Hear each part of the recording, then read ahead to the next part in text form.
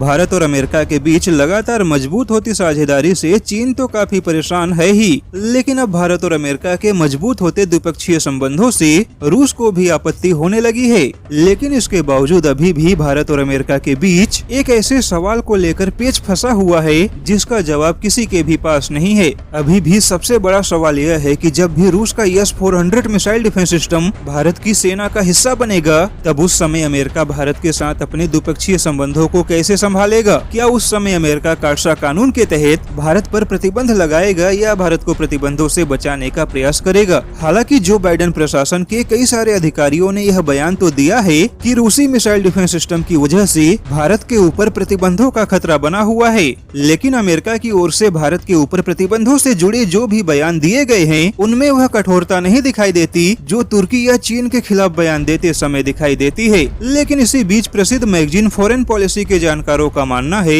कि अमेरिका भारत के ऊपर प्रतिबंध लगाने का जोखिम नहीं लेगा, बल्कि उसके उलट चीन और अमेरिका की तनातनी में भारत को अमेरिकी हथियारों का फायदा मिलेगा। फॉरेन पॉलिसी के जानकारों का मानना है कि हाल ही में अलास्का में चीन और अमेरिका की विदेश मंत्रियों की बैठक में जो तीखी बहस और नोकझोंक हुई है उसका सीधा फायदा भारत को ही मिलेगा, क्योंकि चीन और अमेरिका के विदेश मंत्रियों की पहली बैठक में तीखी नोकझोंक होने से यह साफ हो गया है कि चीन और अमेरिका के रिश्ते और भी खराब होंगे। ऐसे में चीन और अमेरिका के रिश्ते जितने खराब होंगे उतना ही अमेरिका भारत के साथ अपने द्विपक्षीय संबंधों को मजबूत बनाने का प्रयास करेगा, जिस वजह से चीन के खतरे को देखते हुए अमेरिका भारत को रूस के मिसाइल डिफेंस सिस्टम के सौदे पर भी ढील देने का प्रयास करेगा। वहीं जो बाइडेन के आने के बाद चीन के साथ अमेरिका के रिश्ते और भी खराब हो चुके हैं। ऐसे में जो बाइडेन के ऊपर भारत के साथ अमेरिका के रिश्ते को और भी मजबूत बनाने का काफी दबाव है, जिस वजह से भी जो बाइडेन प्रशासन रूस के मिसाइल डिफेंस सिस्टम को लेकर भारत के ऊपर प्रतिबंध लगाने का जोखिम नहीं लेगा। यानी कि सीधे शब्दों में कहे तो चीन के साथ अमेरिका का तनाव जितना बढ़ेगा उतना ही अमेरिका की ओर से भारत को हर मुद्दे पर फायदा मिलता रहेगा।